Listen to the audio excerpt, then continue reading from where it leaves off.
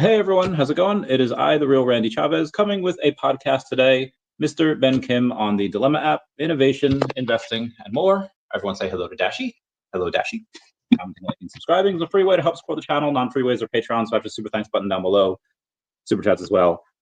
So you are college age-ish, and you did not watch Transformers Prime or My Little Pony when you were younger. What did you watch, good sir? I mean, I think when I was young, I really liked SpongeBob, and I watched a lot of Disney movies. Yeah, Just casual stuff. But SpongeBob's yeah, I'm pretty in great. college. I'm 22 years old. Coolio. And you're going where again? What university? Michigan State University. That's pretty cool. It'd be a little bit better if you were able to go to Ohio State, because it's Ooh. the best school out there. But Ooh. but I feel you. What is so the college kids nowadays? What are they into? They still go to sporting events? Do they go in? Do they have protests a lot? Like what is it like to be a college student now in 2025? I mean, I guess it really depends. It also depends on the school size and what you're interested in. And right now, because it's March Madness, a lot of people are building the brackets, so they're into that. There's people doing protests on all different reasons. Sometimes they just really want to focus on school. Sometimes they want to focus on relationship. There's a lot of drama. What do you want to focus on? I want to focus on this dilemma and, just making an app that helps people. You had a launch a few months ago, but obviously the coding and the work that had to go into the app started probably several months ago, Right. if not years ago. Can you tell us a little bit about how it got started, the idea that popped in your mind, and how you Yeah, of brought that to course. life? So it was pretty funny because a year and a half ago, my roommate had like one of the toughest days in his life. So he had his first casual date the next day and he didn't know what to wear. So he came to my room with like two different outfits and he was like, yo, what should I wear? And like we were literally discussing for like 40 minutes in my room, like what he should wear, all the color scheme and like the shoes, even like the belt even. And then I just started to realize like people make so many decisions every day and sometimes we need to make like the decision quickly, but also we need to make better decisions. And there isn't really a platform where you can go somewhere and just post anything you want and then just make a decision. Oh, hi. So yeah, that's how I just thought of the app idea. And then the funny thing is, I didn't know how to code. So a year and a half ago, when I just thought about this, I was like, oh yeah, this is going to be awesome. So the first thing that I did was I went to my friends in the engineering building and just kind of talked to people there and be like, hey, I have this app idea. I think I talked to like tens of people and all of them just rejected me. They didn't want to build it at all.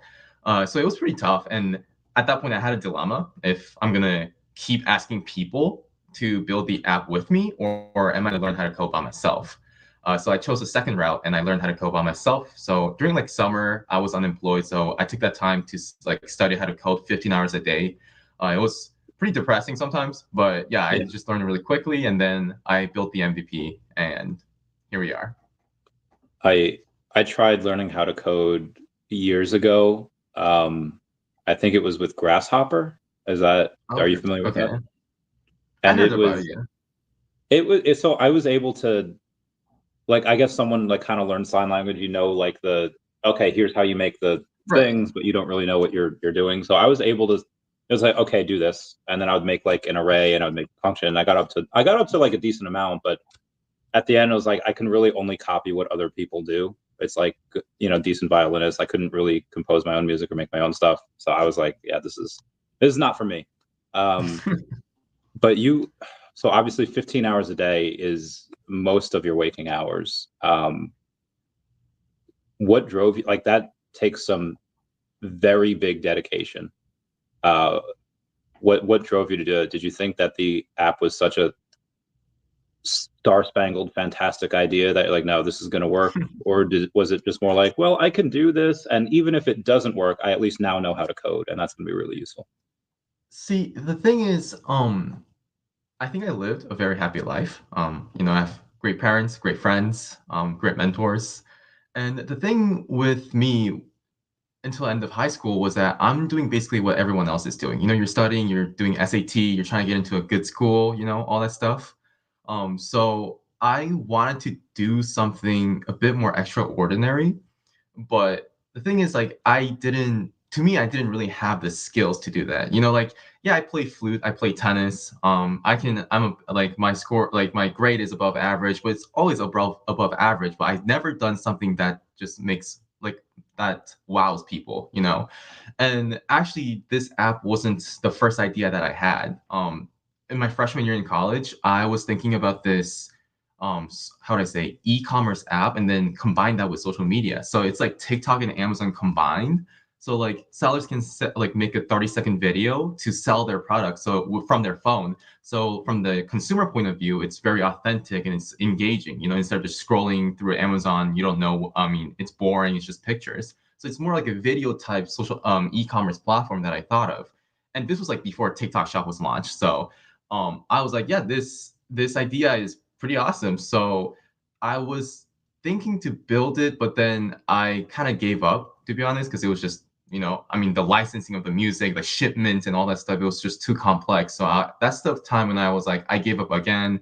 And when I thought about this idea, it just seemed simple enough. Like, you know, you share and solve dilemmas, the most basic social media apps you can do there. And then you just have to have features to accept any sort of dilemmas you have. So from here, when I thought about this app, I really didn't want to just give up like anytime I wanted to, like anytime I've done. And I just wanted to take this opportunity. So even though it might take, okay, honestly, I didn't think coding was going to be that hard. After I took it, I was like, oh my gosh, this is like way harder than I thought. And if I knew it was going to be this hard, maybe I could have been a bit more hesitant when I started. But at the time, I was like, this got to be like super easy. You just got to share and solve dilemmas. Like, I mean, you scroll, like, there's nothing hard about that. And no, like, it's actually so hard. But yeah, that's how I started. I wanted to build something special. So I want to get to the post that I've gotten to, and we'll get there. But I want to go back to where you said that you grades were above average, but you said, at least by your own estimates, that you've never done anything super extraordinary. I had a good amount of Asian friends when I was younger. John Chan and his family were really cool. They were just chill. They were awesome. Jolie and Bilao were they were cool. Their parents were not. They were so strict. It was, I don't know if you ever go on Reddit and read like the Asian parent stories. Oh. Like, how did they let you get away with having only above average grades? Never like, so what is, were they chill? Are they like second generation or third generation or?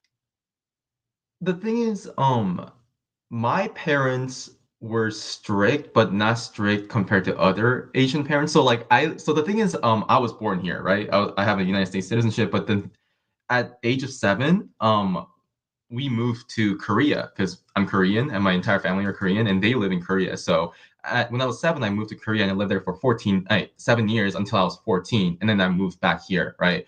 So I lived in Korea for 7 years, and damn, I mean, I think that's the time. I think it's a very valuable time because that's probably the time I was stressed out the most.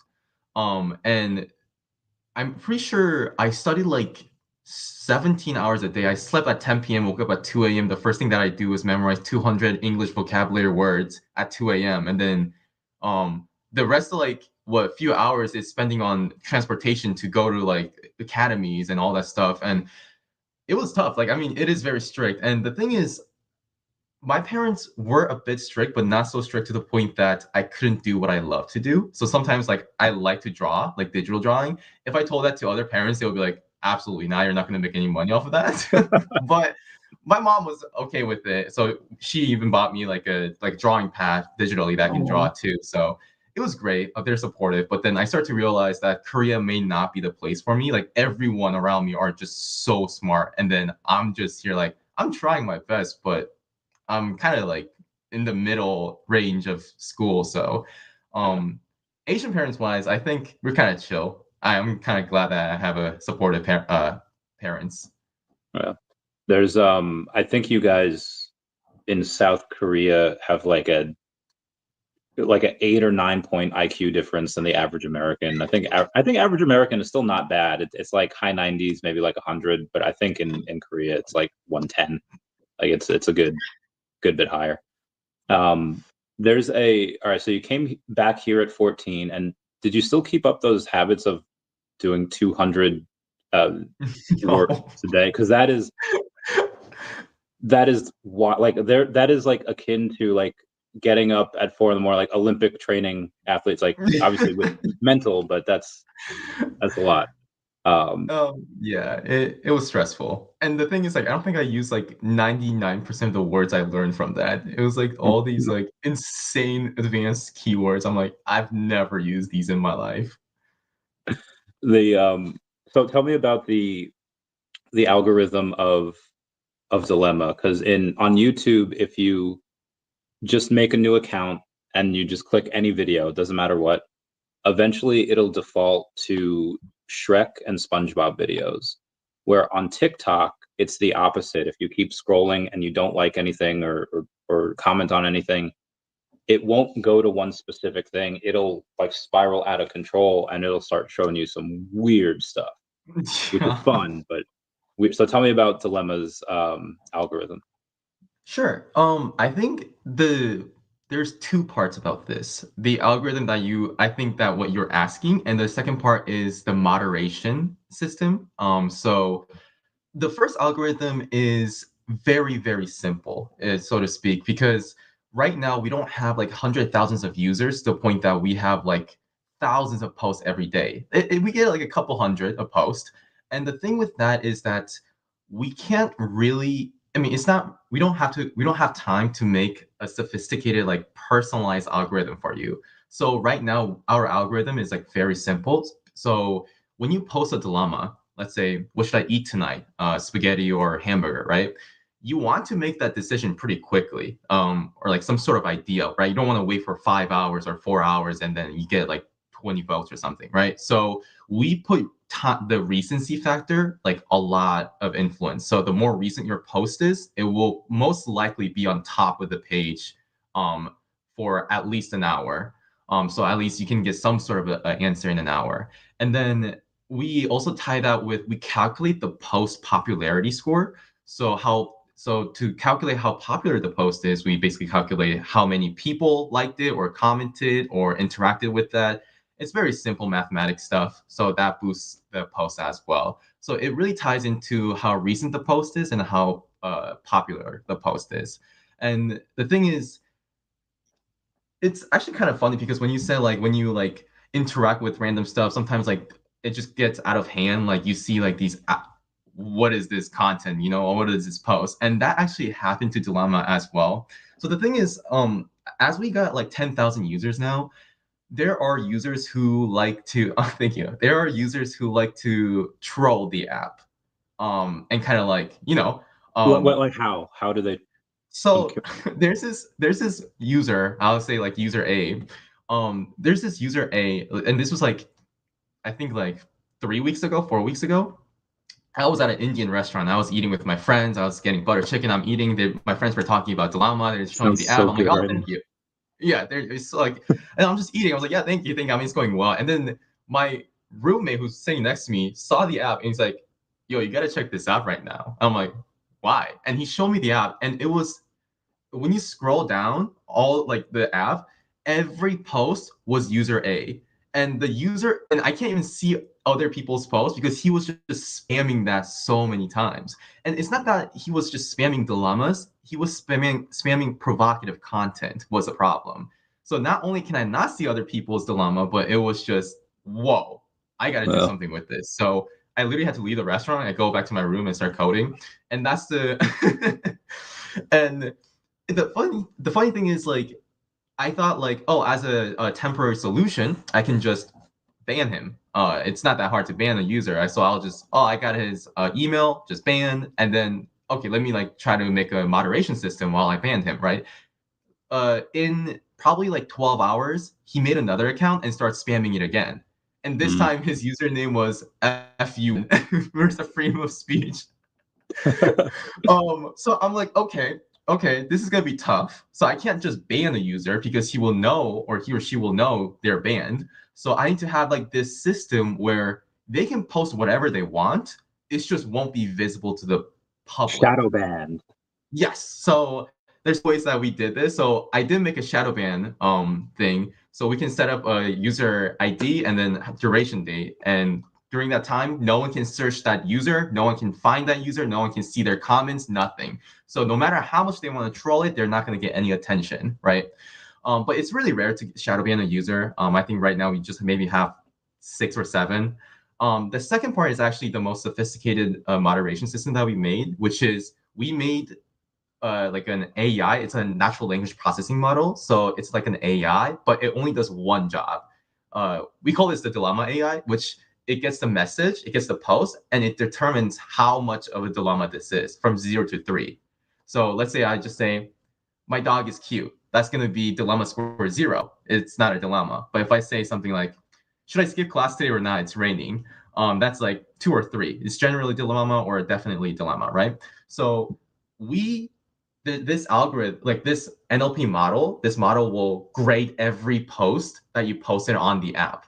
And then we will also calculate users' trust score, how trusty the user is. So when you just sign up the app, your trust score is basically 0, right? Like we have no information about you. Yes, we hope you're a great user, but we also can't tell if you're going to use this maliciously. So it's 0. But then to grow your trust, you can either post relevant dilemmas, like very relatable dilemmas, where the score is like 1 to 3 from our system, or you can comment on someone and get likes that will like, so like you post, like you comment helpful comments to help people. So either you want to be a helper or you would need help. Either way, if you use our app well, your trust score goes up.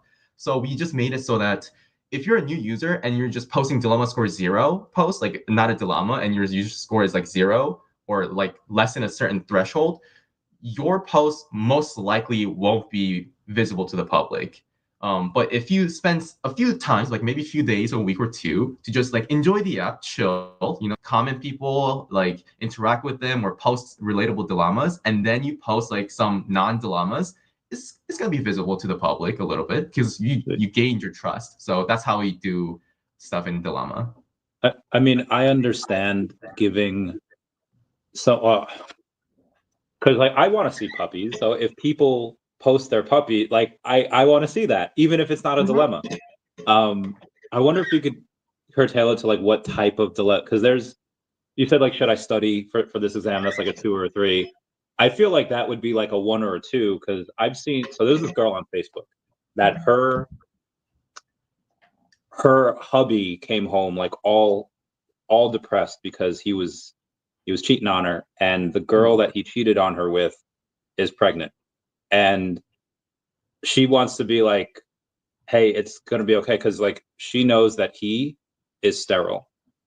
He does not know that he's sterile. She like found out. She like had him test. Like I won't say how, it might be over, but she had him tested sterile. Okay. And she's like, well, if I tell him don't worry about it, because he was like gonna leave her for like this new, because they were having problems anyway. He's like, but if he knows that he's sterile, then he knows that their kids together are not his kids, because he's sterile, and she's like doesn't know what to do now. So I feel like that would be a 3, and whether to study for class or not might be a 1 or a 2. I mean, like the thing is, the dilemma score doesn't really matter that much. We just want to know if it's 0 or not. We just collect how much relatable this is. Actually, that would be a perfect case on our app too, because we have an anonymous feature. So like, if you have sensitive dilemmas, you can just post anonymously, and no one will, even your followers won't know it's you posting. So by default, it's not anonymous. Like Instagram, you post something, people know it's you posting, right? But when you post anonymously, only the post will show up on your profile page, but no one else can figure out you posted that. So in that case, yeah, we're just trying to help people solve dilemmas. So on I had a few that I've posted. One of which I told people I would talk about here, and it was, should I make a YouTube video about Snow White being Lord Farquaad's mom? Because I believe she is. If you look at the hair poofy, So everyone was just like, "Yo, YOLO, do it, do it. I don't care who you are, just do it." So I was like, "Okay." Yeah, So I figured I'd bring that it is up. a I dilemma. feel like that's the type of quality content that people would want. However, I got in trouble.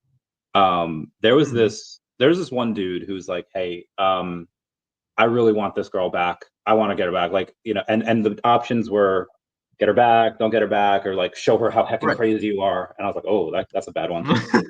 So I just commented. I was like, just start dating other girls and prettier girls like that. Like there's no, and then everyone and their sisters like, bro, that's toxic. I was like, he wants to get her back. This is the best way to get her back. Like, and I felt like attacked. And I don't know if this is like boomer of me or like whatever. I know I feel like a lot of people here are Gen Z, and I'm just being attacked.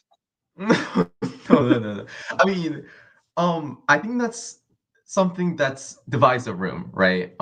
Like what you said, you like to see, like going to the first point you made with where you want to see someone's puppy, or you want to see, sometimes you want to have some chill posts, you know.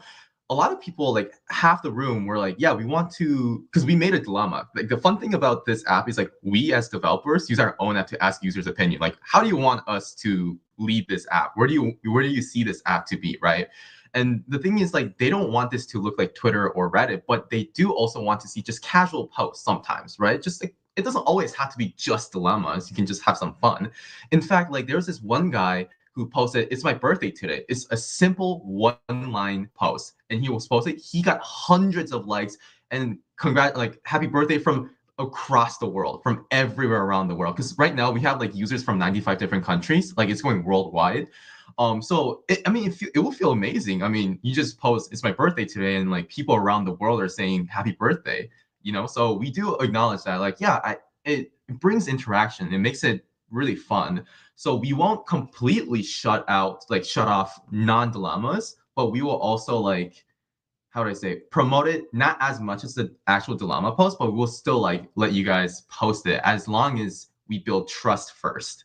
And then after that, we were probably gonna have a lot of more interesting features. For example, if people want to have more, I don't know, positive, so more chill dilemmas, not some super serious, then you can set up a filter to do that. If you just want to see just dilemmas, you don't want to see casual, nothing, just only dilemmas, you want to be the helper, you can do that. There's going to be a filter that we're going to do on our next update that you can set up your preferences on what posts you want to see on our app. So I think that's going to help a lot of users. So do you know that meme where like girls will like put like their cat at the table and they'll post like a photo of like, oh my god, on a date with this cutie, what do I say? I don't know if you see that. So anyway, I posted a photo of us just now, and I was just like, Oh. do I tell him he's cute or not? Oh Like, my gosh, this is gonna be funny. If the system thinks that's a dilemma, it will be posted to the public. If not, I don't know if you're gonna get comments. it's a delay. I don't know. I mean, Uh, I hope they do see it. Oh, that's another thing. yeah. So that was the first time where a photo has uploaded the first time. The other two times where I tried to do it, one was a my Farquad thing, and the other, I guess the other one, the second one didn't post either. The other one was another meme. Is there like a issue that sometimes it has trouble uploading photos? I think, okay, recently so like until last week we didn't have any problems at all. We just actually thought, okay, we built like 99% of the important features we want. We just need to like improve the design and all that stuff. But what, like 3 4 days ago we did an update, and we did an update not because we added like new features, but because we needed to rewrite the code base to be more effective. So the thing with the team right now is like, I built this first, but then now we have a team, right? I have a CTO, like my co-founder from UC Berkeley. He works at Intel too, and then I have a lead developer, and I have like other people. So we have a team, but then because I coded like most of the app, the code base, and I'm not a coder, right? I don't have any knowledge in coding. I was dependent on like Coursera, YouTube, and maybe ChatGPT, GitHub Copilot, all those AI services too. The code structure was not efficient enough. And when my co-founder saw this, which he is like very proficient in coding, he was like, "Damn, we gotta like restructure this whole thing." So that's what we did for like weeks and months. So we just did it a few days ago, and then I think that causes a bit of a problem. So right now, I mean, actually, like today, before I even got onto this live, I was coding for like a few hours to fix a lot of bugs. So there's gonna be quite a few bugs right now on both Android and maybe iOS. Such as if you like delete a post or you post something, it's like the whole app's gonna go blank or something. So for our next update, which is gonna be in a week, I'm pretty sure it's gonna fix almost all of the issues. Cool. The Do you use Android or anonymous iPhone? one commented on the post saying, depends on how casual the dynamic is between you. If y'all are really chummy, then sure. If both / either of you are keeping it more professional, then probably not. That is such a good response. I mean, he does. I don't know if he. So you know how on MySpace, or maybe you don't. You were really young. Oh, MySpace is very old social media. Yeah. Yeah, on old social media. So Tom was everyone's friend. Like everyone automatically was friends with Tom. I feel like you should have this thing where everyone automatically follows your account, so they like know who you are. Because like this person clearly doesn't know who you are. Like they don't know you're like the founder of the app. Yeah, I think I mean at the end of the day, it's freedom of speech. If you don't want to follow me, you don't have to follow me, to be honest. I mean, I'm not gonna have a code where you gotta follow me. I'm like, no, I mean America, like you can do whatever you want. But actually though, on the app, I have the most followers on the app. I have 800 followers on my own app, which I'm like, damn, this is. So if I post something, I usually get like, let's say like, sometimes I post about what YouTube thumbnail I should use, and I get like 140 votes, and like I get like a lot of votes. Sometimes I ask what feature we should build in there, and we get a lot of comments and stuff. So I think it's pretty interactive. So like not all 10,000 users are following me, but at least almost like 1,000 people are following me. I think it's okay. Are you? So I just typed in Ben Kim. Is there which one, or are you? Oof. Wait, what is my username actually? Let me search. I totally forgot. I think it should be Ben Kim. Oh, is it just Ben K? Oh, wait. Just type Ben with no Kim. Just type BEN. Is it the second one? Yes, that's the one. Okay. I have the icon where it just shows I'm a developer. So that's how we differentiate with users and the developer team. Okay, I gave you a follow there. There you go. Oh, thank you. And the pitch. Oh, I just thought you posted for a pitch competition. Okay, so I feel like everyone's like dressed in their Sunday best, dressed to impress. But and this is probably the wrong advice. Mr. MC1 will be like, hey, don't listen to him. But you just walk in there, it's like slacks and like a sweatshirt, and be like, this is the best fucking app that anyone's ever seen. Like you just go in and just slap your meat over on the table and be like, I just got 10,000 users in a couple of months. What did y'all do these last week? Like, I don't know. I'm super confident. I'd be like, I'm investing in this guy.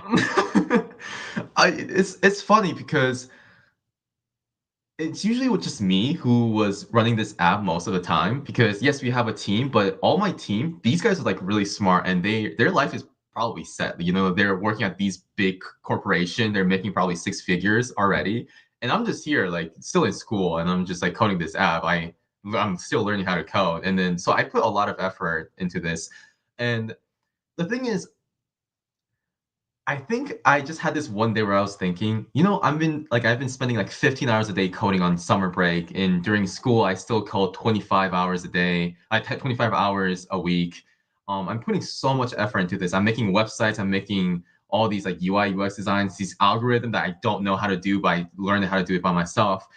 Imagine like it just doesn't work out, if just no one uses it.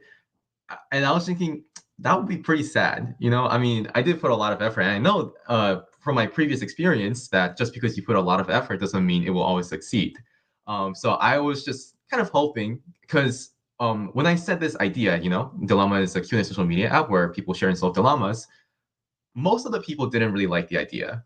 They were like, this is just like Reddit. This is like Quora. To be honest, you can do this on Twitter. Like poll this, even YouTube, even Instagram has polls, all that stuff. Like, why is your post very special? And I'm like, it's not about the poll, really. It's not about the feature that makes us special. It's that the culture is that you're here to make decisions quickly, but not a lot of people liked it, So I was pretty skeptical. Like, I hope it worked out, but I was pretty scared that if it doesn't work out, I'll be pretty sad. But I made this one YouTube video on my channel. I just try to post like once a week on my YouTube channel as a vlog. And I posted this one video. I think it was like I built an app that Gen Z actually need, and parentheses, it's free. And the first 3 days I got 30 views, which was like horrendous. I'm like, oh my god, like no one's gonna watch this. Until on the fourth day, we got hundreds of views to thousands to tens of thousands to now we have 153,000 views on that one video. And that video went worldwide to like it just spread to the world. So like all the people, and at the time we only launched on iPhones, right? So since it went international, they're like, where's Android? Where's Android? And the thing is, I use Android too, but I just know that I thought that, hey, I mean, my first thought was initially we're going to target college students because I'm a college student and college students have drama. If they have drama, they would probably have a lot of dilemmas, you know? So I was expecting probably 200 downloads this month in my own school, but no, that video kind of blew up a little bit. So I just woke up and I'm just like, whoa, what is it? and then I talked to my team, and then I was like, hey, can we just do a short meeting? And they're like, yeah, sure. And then we're just talking. It's like, yeah, we got 1,000 downloads in 4 or 5 days. And then he was just like minding his own business. He was like, what did you say? I'm like, we got like 1,000 downloads in 5 days. He's like, are you serious? And then after that, they all got so serious in coding this app, and then that number just kept going up until now we have 10,000 users. So no, it was a very interesting feeling. I won't say like, oh, it's like I'm all of a sudden a millionaire. Like, no, like I still make no money at all. Like this app is completely free. We don't charge anything to the users, and we don't make any money actually. But you know, like those moments where something's going great. So when you go out, I don't know, the air feels different when you like breathe in, you know, you can see the trees. Cause like usually when I go to classes, I just take my scooter and I go to class. All I care is just going to point A to point B. But now I just see my surrounding. I just can take my time a little bit. I'm like, damn, this place is pretty good looking. And then, you know, it just, I don't know, it feels a bit nice. But I also didn't want to feel too nice for too long, because just because we have 10,000 users in our first month doesn't mean it's going to do well. We got to maintain this, if not grow this even bigger, right? We want to get at least 100,000 users at like in this year or in 12 months. So yeah, we're trying our best to grow this app as much as possible. So there's something that I know you can't do like a referral program now because again the app's not making money, but maybe do like a point system and be like, hey, whoever downloads this with your referral code, you get like a point, and after X amount of points, like if you get, I don't know, like 50 points, you get I don't know, like a cap or like a t-shirt or something. And now obviously that be like, okay, well, you could have these new users, but they're just random emails and they're not, you know, real. So yeah, that's gonna be hard. That could be hard to do. But on sorry, go ahead. Oh, sorry. No, we were actually thinking about the referral thing. So it's like bring like 5 friends you have, and then we're actually kind of building. I mean, we're in talks with building a premium plan. So it's like a subscription, right? But we want to add features that is like super compelling and fun to use. So a lot of people would use it, such as let's say like you're posting, hey, I'm going on a date tomorrow. Which outfit is better? Just casual dilemma post, right? If I'm posting that, I don't want like this 7-year-old man in Korea to answer my dilemma, to be honest, right? I will certainly want certain types of people in my age to answer it, to be more informative, right? So the premium plan will have an option where when you post it, you will just set a demographic of who can answer your dilemma, whether that's gender, whether that's location, like in geographic location or age, so that your dilemma can be more informative. This way, like when you just post it, you don't just let anyone to vote or anything. You can just only want the people you want to vote can actually help you, right? Or comment. And the other feature we were thinking is like when you post and you want, let's say like, I was just thinking this fun idea when, let's say you're on a date and like your date is kind of crazy. So you go to the bathroom and you have like maybe like 5 minutes in the bathroom. You just post something, but you need like answer quickly. Like, guys, like I just need to know what I need to do right now. You can have this like timer thing. Let's say like you need to make a decision in 5 minutes. You can set a timer in 5 minutes, and in that 5 minutes, your post is gonna probably be everywhere. So like some people are gonna do something, so your post will be boosted. So that stuff will be all in the premium plan. And we were thinking if you refer friends here, then you will get a discount on that premium plan. That's what we were thinking, but we don't know. It's still such an early stage, so we're just going. We're just minding our business, seeing where it goes. You have Mr. MC1, which sometimes gets a little overzealous on thinking about the future, but I love him for it. Says next year, if Ben comes on, he would have raised 7 figures from top VCs, and that's a lot. But I mean, this stuff could blow up at any. All it might take is just one influencer to like kind of tweet about it. Like you had the opposite happen when one of the Kardashians, or I think it was the one of the Jenner girls, she had just tweeted, just like, does anyone even like use Snapchat anymore? And like the value of the company shredded like 20%. But if you have something else, be like, yo, I'm on this new app Dilemaa. This is really awesome. And then something right now, just based on the users, what do you think that this, because there's no ads on here as well. Like Facebook, every 4th post is an ad. Reddit, there's ads. Like there's ads everywhere. If you were to implement like an ad, like every 8th post or 10th post would be an ad, what do you think you might be able to charge for that? See, the thing is, I think we're pretty confident. So there's 3 ways that we can make money here, right? Mm-hmm. And actually, this is the thing that Mr. MC1 actually taught me like a few days ago or yesterday. He was like, Dilemaa on the outside is a social media app, but in the back end, Dilemaa is a data business because we already have tens of small business accounts that are using our app to validate user preferences. Like, oh, which jewelry should I sell? Or like, which logo should I use? Is this color better or is that color better for this logo, right? Like businesses are already using our app, which is like, I'm like, oh, wow, like this is interesting. So this directly ties into our revenue model. So we will provide data insights to businesses about trends in consumer decisions. So we basically have the data of people choosing option A over option B. I mean, to give you a small snippet, it's basically like, I know that people aged between 18 to 34 internationally like KFC more than McDonald's. Do I know why? I have no idea, but I just know that data. Like it's like I just know that. So, and that's just like one out of like thousands of posts we have, right? So, we want to blow this up a lot more. Yeah. Funny you should mention KFC. Yeah. All right. Sorry. Keep going. Oh no, it's okay. That's funny. And then we will provide these data to businesses, so businesses can like maybe we'll set up a website so they can like search stuff like some data, user decision trends, like where this is going, their strategy, so they can like see how people make decisions. That'll be the main way. So offering data to businesses, right? The second way is advertisement, which I think that's the stuff that I'm very proud to my users because I kind of like ranted on my own app. Guys, I'm getting denied, like I'm getting rejected almost all all competitions because the judges give us feedback when they reject us and they're like, I don't see why this will blow up. Like people won't make another profile to solve problems. They're not, I just cannot see that's happening and they just always reject us. So I just posted on my own app. Huh? How old are these judges? Probably pretty old.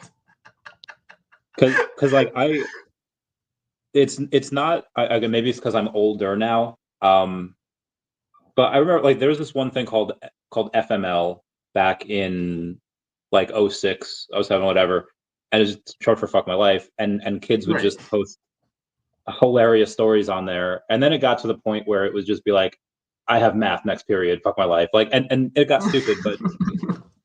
For a good couple of months, it blew up everywhere, and everyone was on FML, just like because of the story. There were great stories. Yeah.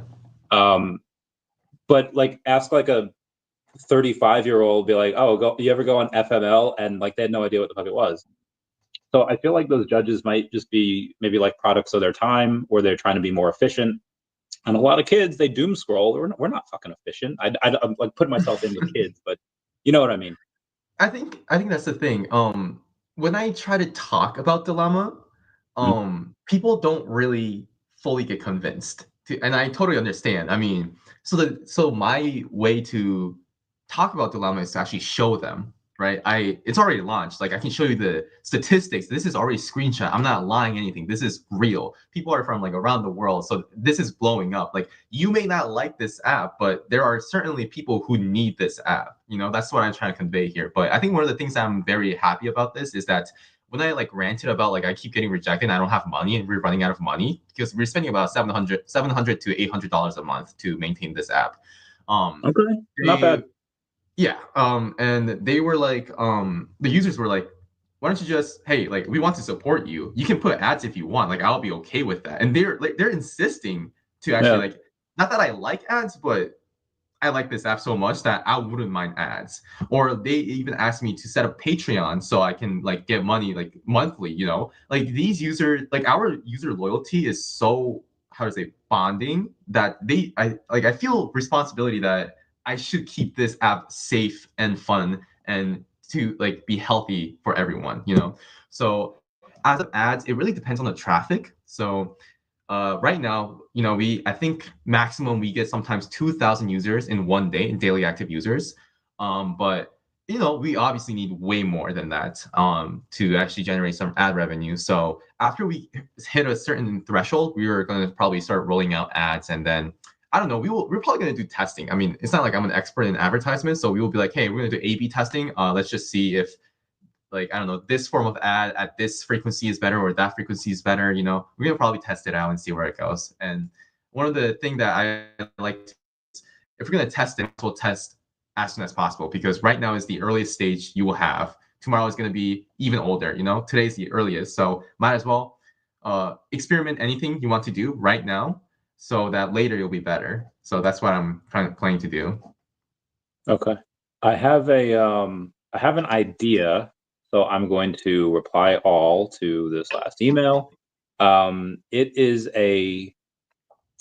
oh God, where is it? It is a link to download the VeVe app, and what that'll do is like it's a digital collectibles company. You can get pretty much anything in the world on there, like of your favorite characters, as a digital collectible. You get $10 free for opening the app. You could just buy one thing on there from the store. There are plenty of things you can get from the store for $7, so it's not going to cost you money because you get $10 free for signing up. And then go on X, and then just be like, hey, I just was just with Randy Chavez. He told me to download this app. This is the first thing I got. What do y'all recommend? And then as all those comments flood in, just be like, hey guys, thanks. Like I feel like there could be a nice cross-pollination of because that app has between several hundred and maybe like 1,300 users per day. Right.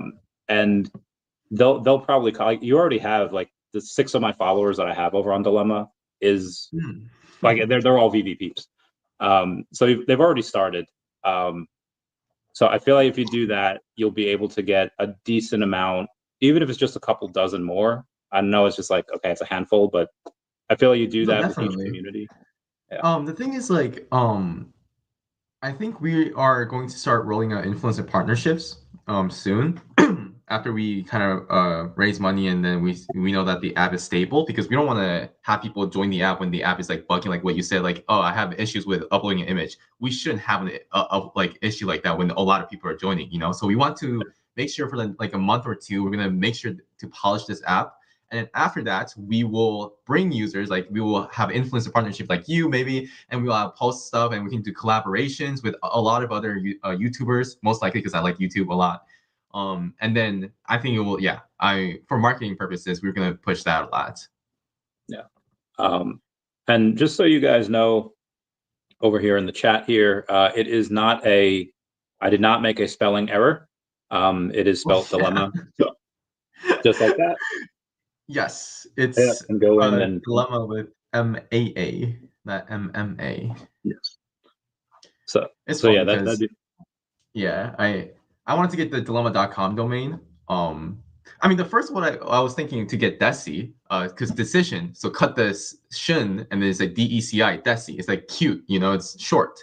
And I was gonna buy it, but then this person was selling it, right? The seller wanted $100,000 for that domain, and I'm like, no.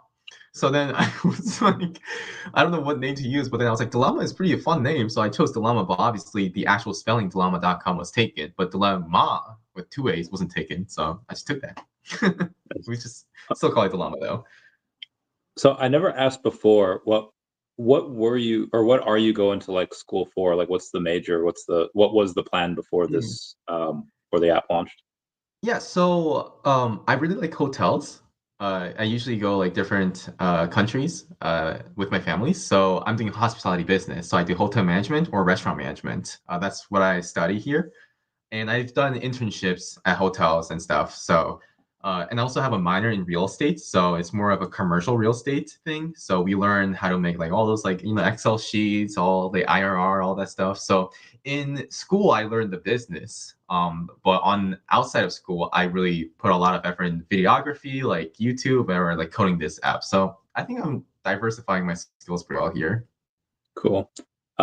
Does it kind of maybe not irk you? How do you feel about well, I just spent like the past 4 years like kind of grinding, getting good grades, and now I'll probably never work in the field that I studied in because this app's Right. gonna make me like $10 million. Um, I don't know, because like the thing is, like I said, first of all, my parents are not pushy with grades now. The thing is, like in high school, I was such like a nerdy guy. I was like studying every hour and like trying to get good grades. I'm like, I have to get good grades or I can't get into a good school. Like, and not getting to a good college would most likely ruin my life. Is that was like my whole notion. But then after I got to MSU, and I'm just like chilling. I was like, grades don't really like for business students at least, not for like med school students and law school students, but for business students, like 3.91 and 3.98 is almost basically the same thing. Like it's not gonna be that different. I mean, me like sometimes skipping school because it's raining and I don't want to get wet, that's not gonna ruin my life or anything. So I changed my whole perspective of, I might get like 85% or 80% on the exam, and I usually should have gotten like 97, but it's fine. I mean, I'm not feeling life right now. I'm still chilling. I still have a 3.9 something GPA, so I'm still chilling. So I Pretty think it's a sweet. good balance. I just don't want to fail the class. So I have to take it again. I think that's the biggest thing. I want to do that. Yeah. We have Joe Germanata, Stephanie Germanata's dad, aka Lady Gaga, went to MSU hospitality school, comes to Oh yeah, football I heard games. about that. Yeah, I never met her, but I never met her. But we were so back on like early like late 2000s, early 2010s. You could kind of just add or message anyone on Facebook, and I was friends with Stephanie Germanata for until she blew up, and then then she like deleted it. I was like, oh, that was Oh so wow, cool. Yeah. that's Um, amazing. yeah, it because like the way you had to do it was like if you were big on YouTube, which I was not. I was just I didn't even have an account. I just there were people like big YouTubers that accepted like everyone as friends. Hmm. So when you get like a couple of big friends, like, oh, I know this person, and then so that's how you like got people to add you. It was Gotcha. wild back in the day. Anyway, so with this app, is there when would you guys do a Series A funding round? We didn't even do pre-seed yet, so Series A, I have no idea. Because Mr. MC1 is champing at the bit over here, and I'm not gonna lie, I would be too. Um, yeah, I would be too. Oh, Like so he wants us to get. Yeah, I'll always. He owns 10% of the channel, so he'll always be pushing for the sponsor, which is great. But I would also like to be part owner as well. We'll see. But I feel like I don't want to jump the gun because apparently he's got loyalty to his other VCs over there. But when would you do a pre-seed round? see, a lot of people ask the same question. If you're gonna raise, how much are you gonna raise? When are you gonna raise it? And what's your plan? And I just get so many emails. And I'm literally just if you think about it, I'm just a college student still. Yeah, I'm still going to class. I learn about like anthropology, and I just keep getting these these emails like how much money are you gonna raise? I'm like, guys, I gotta take this quiz right now. Like I'm still a college student. But I think right now we're just a normal amount, at least like 300,000. Just like because like right now, my how to say co-founder Luke, he's at UC Berkeley, right? So he's already trying to talk with investors or like getting to startup accelerators like YC or other accelerators, and they give funding to startups in pretty big amount in return of equity. So in that sense, we were probably gonna aim around that area, whether that's 200,000 to maybe maximum 500,000. But it's just always depend on how much traction we're gonna get. And I still say that we have a solid traction, but it's not good enough. We want to like 10x this growth, right? So the moment we get like 100,000 or like a really good amount where this app is blowing up by itself now, like I don't have to talk to, like I don't have to post every single time to market this, like people are referring Dilemaa. I think that's the moment when we should hire more people, and that's the moment when we should get like 200, 300,000 pre-seed rounding fund. But it really depends on the traffic, I would say. At what valuation might you raise that 200 or 300K at? See, that's the thing too. A lot of people wonder the valuation. I honestly do not mind. To me, like this is the thing. I know like a lot of VC values the valuation. To me, I really want to make this app, how do I say, healthy first of all. So like, it's the thing with like this app is like we don't have fake bots. If we put like a fake AI that pretends to be a human, we might have just made, oh, we have 20,000 dilemmas now. Like, no, that's fake. It's not real. But every number, like every comment that you're seeing in that post are real people. And we are going to make it so that fake bots cannot ruin our app. That's why we made that moderation system, the trust system, you know? Like we want to make this very, very real. So in that case, the valuation, I would hope we'll get at least a million, to be honest, at least a few million valuation. But that, like I said, it's right now, I would say the valuation wouldn't even reach near even a million because we have 10,000, which is not that much. And there's no revenue yet. So, yeah, I mean, I would definitely at all. Try to get some revenue. Actually start rolling out some ads or a premium plan or something to show like, okay, out of this entire user base, 5% of the users are using the premium plan when the average on the social media industry, maybe 2-3% use it. We are already higher, like doing better than the industry standard. Then now like the investors might be like, oh, wow, okay, this app is doing pretty well then, you know? So I think it's just a bit too early. A lot of people are interested. I'm like, guys, I'm not an expert in this field either. I mean, there's it's a very noble to be like, hey, we want this to be real. We don't want to, pump up those numbers with bots. But have you heard of dead internet theory? Yeah, I have. How do you expect to grow it to hundreds of thousands or even millions of users and not really have too many bots? Like bots are going to happen. Yeah, I mean, it's going to happen.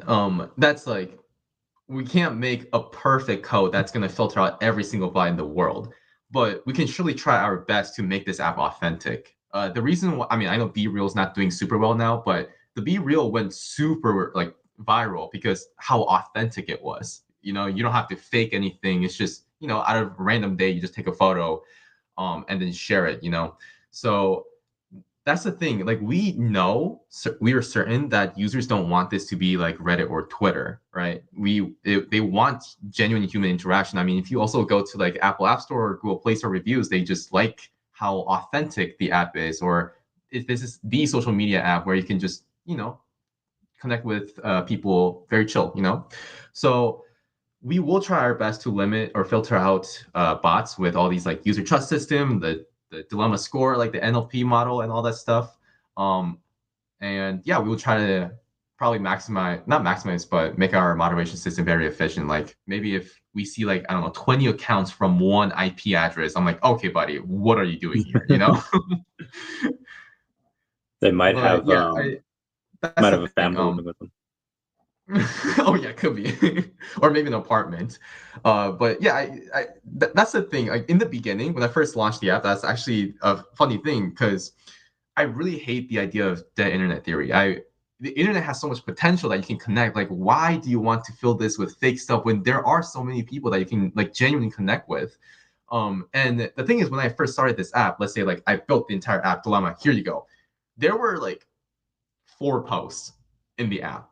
That is from me. Obviously, I was the only user, right? Yeah. So then I had to fake it a little bit and make 12 fake users and post like different types of Dilemaa. Like, oh, this fake account will post about dogs and like animal related stuff. This user will talk about movie, like, or like animation, like arcane Dilemaa stuff, like which character is better. So I made that. So I first posted about like, I think 300, or not 300, 200 posts that are all fake. Everything is fake, right? So, but I really had to do that because if the users come in and they're like, oh, there's like 10 posts here, this app is dead. Why would I even post on this app when this app is dead? And they won't even post. So it's like a dead circle, you know? It's going to be worse and worse because more people won't post it, more people will leave and all that stuff. So I need to have a catalyst to blow this up. So I made that, but after that, everything is authentic, and we really focus on authenticity and real human connection. I think that's the reason why our data is such high quality. You know, it's like we don't fake data here. Everything that you're seeing here, or most of what you're seeing here after the filtration, is real data. People choose this over that. This is real stuff. So by filtering out the bots, we can, you know, probably make this app more profitable with the quality of the data we collect. That makes sense. So we're getting close to the hour mark here. Two ones is we need to get Randy in the pre-seed. Brother and business partner both want to be in the pre-seed. Also, an undisclosed celebrity on VeVe. Yeah, the more celebrities you have, generally the better. So then you could point to them. That's true. Yes, we need to market this a lot. So in the last couple minutes, what else do you want to plug? What else do you want to go over? And then we'll talk off camera for a bit.